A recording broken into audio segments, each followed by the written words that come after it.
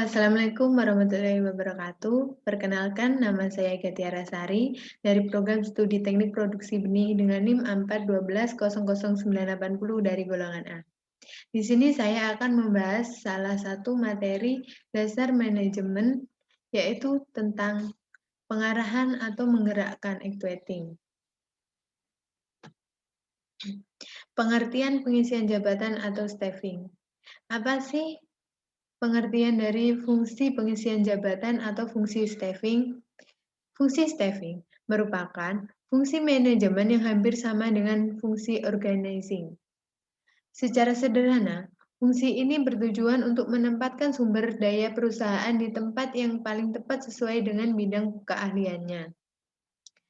Fungsi staffing terdiri dari pengadaan karyawan, penarikan karyawan, seleksi karyawan, penempatan karyawan, dan pemberhentian karyawan. Yang kedua, pengertian dari pengadaan karyawan. Pengadaan adalah proses penarikan, seleksi, penempatan, orientasi, dan induksi untuk mendapatkan karyawan, baik berdasarkan kualitas maupun kuantitasnya yang sesuai dengan kebutuhan perusahaan. Untuk mendapatkan karyawan yang baik, harus dilakukan secara yang pertama, analisis jabatan atau job analysis. Yang kedua, uraian pekerjaan, job description. Yang ketiga, spesifikasi pekerjaan, job specification. Selanjutnya, penarikan karyawan atau recruiting, yaitu kegiatan mencari atau menempatkan sumber tenaga kerja yang diperlukan dan mempengaruhi atau cara penarikan melalui iklan tenaga kerja agar mau melamar pekerjaan yang masih kosong di perusahaan. Sumber karyawan di sini dapat bersumber dari dua. Yang pertama, sumber internal, yaitu melalui karyawan yang telah ada, baik karena rotasi maupun promosi. Yang kedua, sumber eksternal, yaitu karyawan ditarik dari luar perusahaan. Selanjutnya, seleksi karyawan, yaitu kegiatan pemilihan dan penentuan pelamar yang diterima ataupun yang ditolak untuk menjadi karyawan perusahaan. Prosedur dari seleksi karyawan yaitu seleksi surat-surat lamaran, pemeriksaan referensi, wawancara pendahuluan, seleksi ilmu pengetahuan, tes psikotes, tes kesehatan, wawancara dengan atasan, dan keputusan diterima atau ditolak. Tingkat-tingkat seleksi ada 3, yaitu seleksi tingkat pertama, kedua, dan ketiga. Penempatan karyawan, yaitu kegiatan untuk menempatkan karyawan yang telah lulus seleksi jabatan tertentu. Dalam penempatan harus dilakukan orientasi dan induksi. Apa sih orientasi dan induksi? Orientasi adalah memberitahukan karyawan baru tentang hak dan kewajibannya, tugas dan tanggung jawabnya, serta peraturan perusahaan. Tujuannya agar karyawan merasa dirinya telah diterima di lingkungannya. Yang kedua, pengertian dari induksi, yaitu kegiatan untuk mempengaruhi tingkah laku karyawan baru yang telah ditempatkan agar ia menaati peraturan dan norma perusahaan. Selanjutnya yaitu perlu adanya pelatihan. Apa sih gunanya pelatihan? Pelatihan dilakukan untuk meningkatkan efisiensi dan efektivitas kerja karyawan. Pemberhentian karyawan. Pemberhentian adalah putusnya hubungan kerja seorang karyawan dengan suatu perusahaan. Hal ini disebabkan oleh keinginan perusahaan, keinginan karyawan sendiri, kontrak kerja habis, peraturan perburuan, pensiun, atau meninggal dunia. Yang selanjutnya, pengarahan atau menggerakkan actuating. Menurut J.R. Terry, pengarahan adalah membuat semua anggota kelompok agar mau bekerja sama dan bekerja secara ikhlas, serta bergairah untuk mencapai tujuan sesuai dengan perencanaan dan usaha pengorganisasian. Jadi, pengarahan adalah kegiatan yang dilakukan oleh pemimpin untuk membimbing, menggerakkan, mengatur segala kegiatan yang telah diberi tugas dalam melaksanakan sesuatu kegiatan usaha. Next.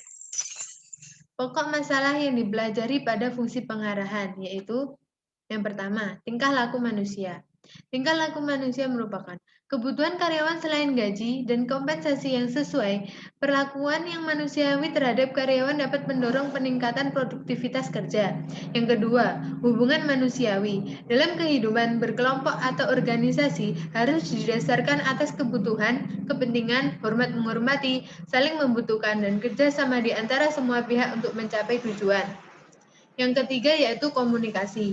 Komunikasi adalah suatu alat untuk menyampaikan perintah, laporan, berita, ide, ataupun pesan informasi dari komunikator kepada komunikan agar di antara mereka terdapat interaksi. Proses komunikasi terdiri dari yang pertama unsur, kedua lambang.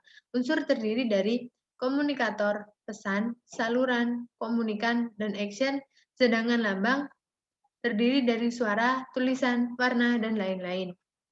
Next, yang keempat, kepemimpinan. Kepemimpinan adalah seni seorang pemimpin mempengaruhi perilaku bawahan agar mau bekerja sama dan bekerja secara produktif untuk mencapai tujuan organisasi. Fungsi dari kepemimpinan yang pertama, pengambilan keputusan dan merealisasi keputusan itu. Kedua, pendelegasian wewenang dan pembagian kerja. Ketiga, meningkatkan hasil guna dan daya guna semua unsur manajemen. Yang keempat, memotivasi bawahan supaya bekerja efektif dan bersemangat. Yang kelima, mengembangkan imajinasi, kreativitas, dan loyalitas. Selanjutnya, yang keenam, pemrakarsa, penggiatan, dan pengendalian rencana. Yang ketujuh, mengkoordinasi kegiatan bawahan. Kedelapan, penilaian prestasi, memberi penghargaan atau reward, dan sanksi punishment kepada bawahan. Yang kesembilan, pengembangan bawahan melalui pendidikan maupun pelatihan. Yang 10, memelihara aktivitas perusahaan dan bertanggung jawab atas semua tindakan kepada pemilik, pemerintah, dan bawahan. Yang ke-10, memberi kompensasi, ketenangan, kesejahteraan pada karyawan, dan lain-lain. Unsur-unsur kepemimpinan yaitu pemimpin, bawahan, organisasi, tujuan dan lingkungan internal maupun eksternal perusahaan. Gaya atau tipe kepemimpinan menurut Malayu SP Hasibuan, yaitu yang pertama, kepemimpinan otoriter. Jika seseorang pemimpin menganut sistem sentralisasi wewenang, falsafah pemimpin, bawahan adalah untuk pemimpin dan menganggap dirinya paling berkuasa, paling pintar, dan mampu. Pengarahan dilakukan dengan cara instruksi dan perintah. Orientasi kepemimpinan hanya untuk meningkatkan produktivitas kerja karyawan, namun tidak memperhatikan perasaan dan kesejahteraan karyawan. Yang kedua, kepemimpinan partisipatif. Jika dalam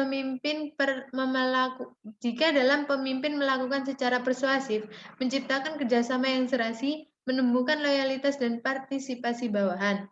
Pemimpin memotivasi karyawan, pemimpin menerapkan sistem manajemen terbuka. Informasi dan pembinaan kaderisasi mendapat perhatian yang serius. Yang ketiga yaitu kepemimpinan delegatif. Jika seseorang pemimpin mendelegasikan wewenang kepada bawahannya dengan agak lengkap, sehingga bawahan itu dapat mengambil keputusan dan kebijakan dengan agak bebas dalam melakukan pekerjaannya. Selanjutnya, karakteristik actuating. Yang pertama, pervasive function. Kedua, continuous activity. Yang ketiga, human factor. 4, creative activity. Yang kelima, executive function. Yang keenam, delegated function. Pengertian dari pervasive function ialah pengarahan diterima pada berbagai level organisasi. Setiap manajer menyediakan petunjuk dan inspirasi kepada bawahannya. Selanjutnya, pengertian dari continuous activity ialah pengarahan merupakan bentuk aktivitas yang berkelanjutan sepanjang masa hidup organisasi. Next, human factor ialah pengarahan senantiasa berhubungan dengan bawahan sehingga akan berkaitan dengan human factor. Human factor adalah perilaku manusia yang kompleks dan tidak dapat diprediksi. Next, creative activity. Maksudnya ialah adanya pengarahan akan membantu dan mempermudah dalam mengubah rencana dalam suatu tindakan nyata. Tanpa adanya fungsi pengarahan ini, seseorang menjadi inaktif atau pasif, dan sumber visi yang dimiliki akan menjadi tidak berarti. Executive function. Maksudnya ialah pengarahan dilakukan oleh semua manajer dan eksekutif pada semua level pada semua jenis organisasi dan bawahan hanya menerima instruksi dari atasannya. Next, delegation function. Ialah pengarahan merupakan satu fungsi manajemen yang langsung berhadapan dengan manusia. Atasan harus dapat mengetahui bahwa perilaku manusia merupakan suatu hal yang tidak dapat diprediksi dan alami, sehingga atasan harus dapat mengkondisikan perilaku seseorang ke arah tujuan yang diharapkan. Tujuan pengarahan atau directing yang pertama yaitu alat motivasi. Seorang pemimpin harus dapat memberikan penjelasan dan motivasi kepada para anggotanya agar dapat menjalankan tugasnya lebih baik. Pengarahan bukan hanya sebatas menyuruh, bukan pula hanya menuntut. Pengarahan juga memotivasi pihak yang disuruh. Yang kedua, memprakarsai aksi. Yaitu pengarahan yang diberikan akan membuat semua anggota organisasi bisa memahami dan melaksanakan pekerjaan sesuai dengan instruksi yang diberikan oleh pemimpin. Yang ketiga, penggunaan sumber daya dengan efisien. Adanya pengarahan akan membatasi hal mana yang harus dikerjakan, hal mana yang tidak dikerjakan. Dengan demikian, sumber daya yang dimiliki oleh organisasi bisa bekerja dengan maksimal sehingga dapat meminimalkan biaya dan memberikan keuntungan yang maksimal. Yang selanjutnya, coping perubahan. Coping adalah proses penyesuaian diri terhadap perubahan-perubahan yang terjadi. Perubahan akan selalu terjadi dan hal tersebut harus segera dapat direspon oleh organisasi. Pengarahan dapat dimanfaatkan oleh manajemen untuk berkomunikasi dengan anggota organisasi untuk memberitahu secara jelas dan mudah dimengerti tentang adanya perubahan dan cara mengatasi perubahan tersebut. Yang kelima yaitu mengintegrasikan upaya, yaitu pengarahan bertujuan untuk membuat segala kegiatan organisasi dapat berjalan beriringan dan saling bekerja sama. Membuat apa yang ada dalam organisasi tidak saling berkonflik atau tidak terjadi salah paham satu sama yang lainnya. Yang selanjutnya menyediakan stabilitasi. Organisasi akan senang jika bekerja dalam kondisi yang stabil. Meskipun potensi konflik pasti ada, tapi stabilitas perusahaan harus diciptakan. Adanya pengarahan akan membuat semua bagian dalam organisasi dapat berfungsi dengan sebagaimana mestinya. Dengan demikian, akan tercipta stabilitas dalam organisasi. Next, cara melakukan pengarahan. Yang pertama, orientasi. Orientasi merupakan cara pengarahan dengan memberikan informasi yang diperlukan supaya kegiatan dapat dilakukan dengan baik. Yang kedua, perintah. Perintah merupakan permintaan dari pimpinan kepada orang yang berada di bawahnya untuk melakukan atau mengulangi suatu kegiatan tertentu pada keadaan tertentu. Yang ketiga, delegasi wewenang. Delegasi wewenang merupakan pelimpahan sebagian wewenang yang dimiliki oleh pimpinan kepada bawahannya. Yang keempat, petunjuk. Petunjuk merupakan penjelasan dari pimpinan kepada orang yang berada di bawahnya mengenai hal apa yang harus dikerjakan. Petunjuk dapat berupa petunjuk umum maupun petunjuk khusus. Yang kelima, motivasi.